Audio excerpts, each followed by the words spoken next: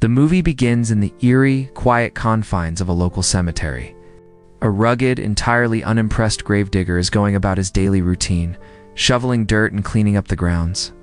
As he works, he spots a floral vase tipped over on a nearby tombstone.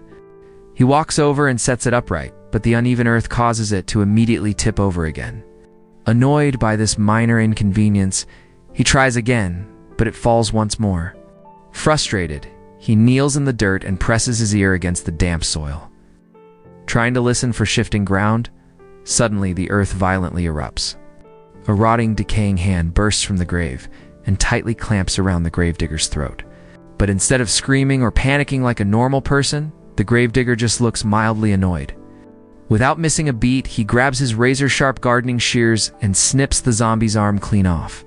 He casually tosses the twitching, severed limb into his wheelbarrow, grabs the handles, and calmly wheels it away as if absolutely nothing out of the ordinary just happened. Meanwhile, a different kind of nightmare is taking place at the local high school. The school's rock band is loudly practicing their sets, and the student body is buzzing with anticipation for the biggest event of the year, prom night. But down the hall in the biology lab, the mood is far less festive. The students are reluctantly participating in a frog dissection. Jimmy and his upbeat girlfriend, Lindsay, are completely ignoring the assignment, treating the dead frogs like toys and messing around. The biology teacher, a man with zero patience and a terrifying temper, catches them. Furious, he storms over and halts their playing. He then turns his wrath onto Gwen, a quiet student who is visibly trembling at the thought of cutting into the animal. In a display of extreme cruelty, the teacher grabs Gwen's hand and physically forces her to slice into the frog against her will. Jimmy, unable to watch this bullying, bravely speaks up and calls the teacher out on his behavior. But this only fuels the teacher's rage. He publicly humiliates Jimmy in front of the entire class, screaming at him and calling him an absolute nobody. Jimmy refuses to back down and fires a sharp insult right back. His defiance earns him an immediate one-way trip to the detention room, down in the principal's office. Jimmy finds himself stuck in detention with the school's outcasts and rule breakers. The room is tense, mostly because of Kyle, a tough, aggressive, drug-using delinquent who radiates hostility and couldn't care less about anyone in the room. Out in the hallways, we meet Steven. Steven is the school's resident photographer, a guy who never goes anywhere without his camera glued to his face. He's currently hiding in the bleachers, secretly snapping photos of the cheerleading squad. Summoning a rare burst of courage, Steven approaches Gwen, trying to flirt and shoot his shot. Unfortunately, the guys sitting in the back row immediately spot this and start loudly mocking him, ruining whatever smooth introduction he had planned. To make matters worse, Gwen isn't into soft-spoken photographers. She drops a heavy hint that she is harboring a massive crush on Ash, the edgy, rebellious lead singer of the school's rock band. Poor Steven is left completely devastated, his heart shattered.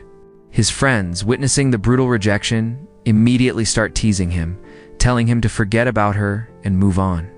Lindsay is getting incredibly hyped for the prom. However, a slick-talking guy named Mitch sees an opportunity. He corners Lindsay and tries to poison her mind against Jimmy, bad-mouthing him and insisting that Jimmy is a total loser who isn't worth her time. But Lindsay is loyal. She shoots Mitch down and remains fully committed to going to the dance with Jimmy. Elsewhere, Gwen finally works up the nerve to approach her crush, Ash. She tries to blend in with his edgy crowd, hoping to win his affection. But Ash is brutally dismissive.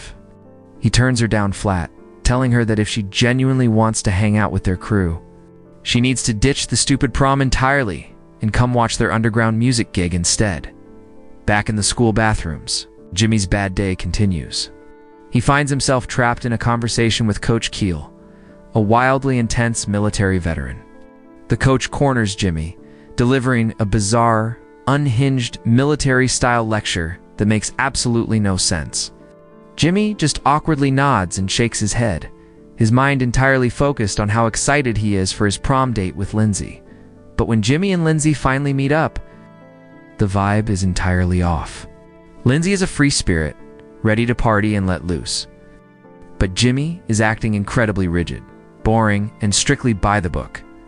Frustrated by his sudden lack of energy, Lindsay's patience snaps. She gets furious, abruptly cancels their date, and storms off. In a moment of spite, she ends up leaving with Mitch, Jimmy, oblivious to the fact that his girlfriend has literally driven away with another man. Stubbornly prepares to go find her and fix the evening before the pram officially kicks off. Mitch and Lindsay pull his car into a secluded spot near the school grounds to get intimately acquainted. At the exact same time, Stephen and his group of friends are wandering through the adjacent cemetery. They are on a self-proclaimed science mission, carrying flashlights and equipment.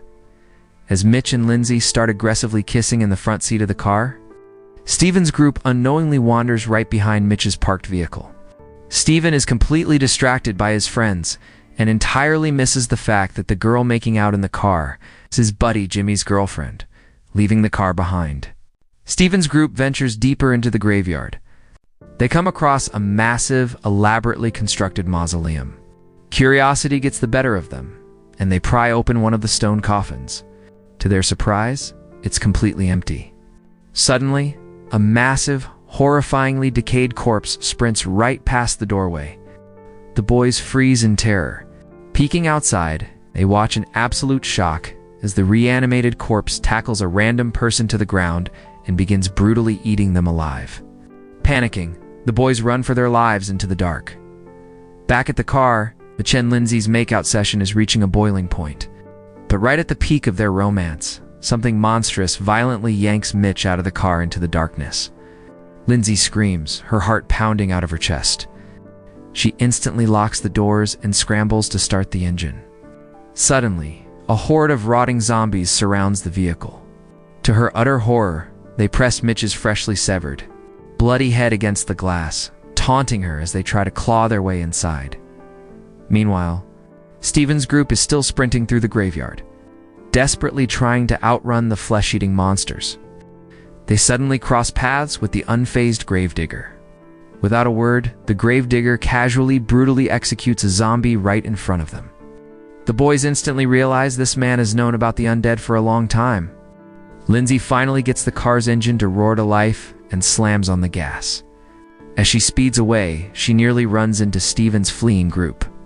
Recognizing her, the boys dive into her car, and together they speed away from the graveyard, leaving the undead horde in their dust. The zombie outbreak isn't just contained to the cemetery. It's rapidly bleeding into the town. At a local convenience store, the owner is totally oblivious to the apocalypse. He doesn't even notice zombies stumbling past his front window until he hears a sickening, wet chewing sound coming from the aisles. He investigates, only to find zombies feasting on one of his regular customers. He turns to run, but another zombie ambushes him from the shadows, sinking its teeth into him. Back at the high school, the prom is in full swing. The music is loud, the lights are flashing, and the couples are blissfully unaware of the impending doom. Down the quiet hallways, the angry biology teacher is sitting alone at his desk. Without warning, a strange, toxic-looking vapor seeps into the classroom through the vents. The vapor wraps around the dead, dissected frog on the table. Miraculously, the mutilated frog twitches, reanimates, and leaps onto the teacher, biting him. The teacher collapses and quickly rises as a bloodthirsty zombie. Across town, Jimmy arrives at Lindsay's house, still hoping to salvage their prom night. He walks up to the porch, but instead of his girlfriend, the front door swings open to reveal Lindsay's parents. Their skin is pale, their eyes are dead, and they lunge at Jimmy, snapping their jaws. Jimmy narrowly escapes their grasp, sprinting back to his car. Seeing zombies emerging from neighboring houses, he realizes the entire town is falling apart and speeds off into the night. Meanwhile, outside the school gym, two rebellious students are breaking the rules. Sneaking beers disguised in rolled-up newspapers. A strict teacher catches them red-handed, confiscates the alcohol, and banishes them from the dance. Believing he is alone, the teacher selfishly chugs the confiscated beer. But his victory is cut short as a zombie lunges from the bushes, brutally attacking him in the dark, driving away from Lindsay's house. Jimmy spots a familiar vehicle flipped upside down on the side of the road. It's Kyle's car. Jimmy pulls over and finds the usually tough delinquent sitting on the curb, visibly shaken and terrified. Jimmy offers him a ride, but Kyle, being notoriously difficult, tries to start a fistfight instead. While they are busy arguing, a group of opportunistic thugs jumps into Jimmy's running car and steals it. Leaving them both stranded on the zombie-infested streets, feeling hopeless, Kyle pulls out a hidden handgun. A zombie approaches, and Kyle expertly shoots it dead. As they keep walking, they see a girl stumbling around strangely. Assuming she's infected, Kyle aims his gun and fires, but narrowly misses. The girl screams and rips off her headphones. It's Gwen. She had been so lost in her music that she didn't even notice the apocalypse happening around her. Now fully aware, she joins the boys. Unfortunately, Kyle's gun is now completely out of ammo. When the next wave of zombies attacks, Jimmy and Kyle are forced to fight them off hand to hand, using whatever makeshift weapons they can find in a surprisingly coordinated, brutal street fight. Elsewhere, Lindsay is driving Steven's group toward the school when disaster strikes. The car's oil pan cracks, leaking fluid until the engine completely dies, stranding them in the middle of the road. Panicked, Lindsay calls Jimmy for help. While on the phone, she sees Jimmy's stolen car driving toward them. She smiles, thinking she's saved until the doors open and a pack of zombies pours out. Lindsay quickly grabs a weapon and smashes a zombie's head in. The group abandons the dead car and sprints into a nearby abandoned house.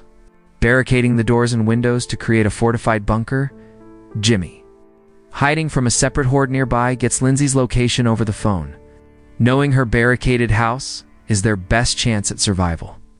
Jimmy, Kyle, and Gwen descend into the city's underground sewer system to safely navigate across town. As they wade through the foul water, they notice strange glowing, toxic liquid seeping from the walls, the likely cause of the undead mutation. Meanwhile, Ash's rock band is jamming out in a closed garage. One of the band members foolishly opens the garage door for some air, instantly drawing a crowd of flesh-eating zombies. As the undead swarm in, a band member backs up in terror and accidentally strikes a loud chord on his electric guitar. The piercing feedback echoes through the garage, and miraculously, the zombies freeze in a hypnotic trance. Realizing they found the ultimate weapon, the band cranks their amps to the max and starts playing the heaviest rock music they can to keep the monsters paralyzed. Navigating the labyrinth of sewers, Jimmy's group finally finds a maintenance door that leads straight up into the building where Lindsay's group is hiding. They share a joyful reunion, deciding to use the building as their permanent fortress. But as Jimmy explores an adjacent room to secure the perimeter, he discovers a horrifying sight: a coffin. Suddenly, the lid flies off, and a zombie lunges at him. The group screams and scrambles into the next room, where Kyle manages to finally find a bullet and shoots the creature. They hit the light switch, only to realize they've locked themselves inside a town morgue. To their absolute horror, the corpses resting on the metal autopsy tables begin to twitch and sit up. A chaotic, enclosed brawl breaks out. Everyone fights for their lives, but in the chaos, Kyle is bitten. Knowing his time is up and the infection is taking hold, Kyle begins to turn.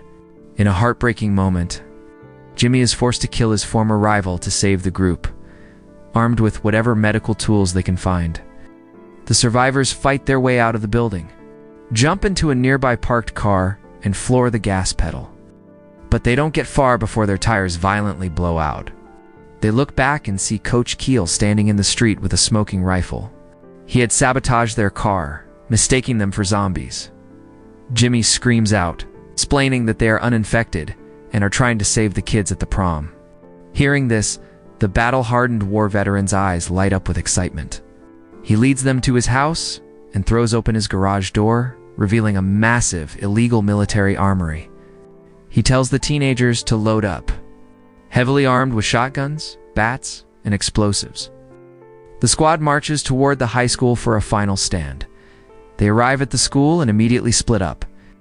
Coach Keel crawls into the ceiling vents, dragging heavy explosives to rig the entire building to blow, while Jimmy's heavily armed squad clears the hallways, rescuing trapped students.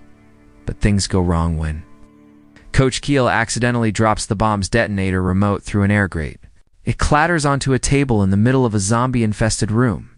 He radios Jimmy, desperately asking him to retrieve it. Jimmy takes a deep breath and sneaks into the room, with Lindsay right behind him covering his back. They reach for the remote, but a zombie spots them and flips the table, sending the remote flying across the floor. In seconds, they are completely surrounded by the undead, trapped with no way out. Just as the zombies lunge for the kill, the curtains on the school stage fly open. Ash's band is plugged in and ready. They strike a massive power cord, blasting heavy metal through the auditorium speakers. The zombies instantly stop attacking, falling into a deep, grooving trance. Seeing their attackers hypnotized by the music, Jimmy and Lindsay look at each other. Instead of rushing to grab the remote, they decide to enjoy the moment. They step into the crowd of swaying monsters and start dancing together. While they dance, Steven and Gwen are separated from the evacuation group and end up hiding in a bathroom. Trembling with fear, Gwen tearfully confesses that she was bitten during the chaos. Steven knows she is going to become a monster, but his love for her overrides his fear. He refuses to run. He pulls her in for a passionate, final kiss. But tragically, Gwen dies and reanimates mid-keys. Her eyes snap open, and she violently bites off Steven's tongue, killing him on the spot.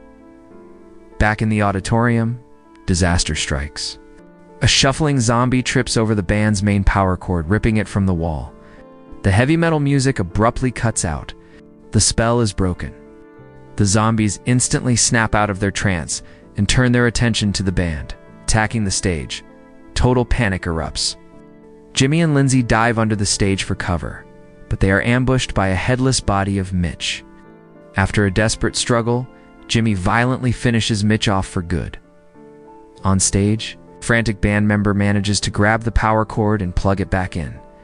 The music roars back to life, freezing the undead horde once more. Jimmy and Lindsay use this final window of opportunity to grab the remote and dive headfirst out of a shattered ground floor window. They hit the grass running. As they clear the blast zone, Jimmy hits the detonator. The high school goes up in a massive, fiery explosion, incinerating the zombie horde inside. Covered in dirt and blood, Jimmy and Lindsay share a triumphant, cinematic kiss. The surviving students pile into a yellow school bus, with a grinning Coach Keel behind the wheel, driving them off into the safe distance. In the final shot of the film, the stoic gravedigger stands casually on the road, leaning on his shovel, calmly watching the high school burn to the ground as the credits roll.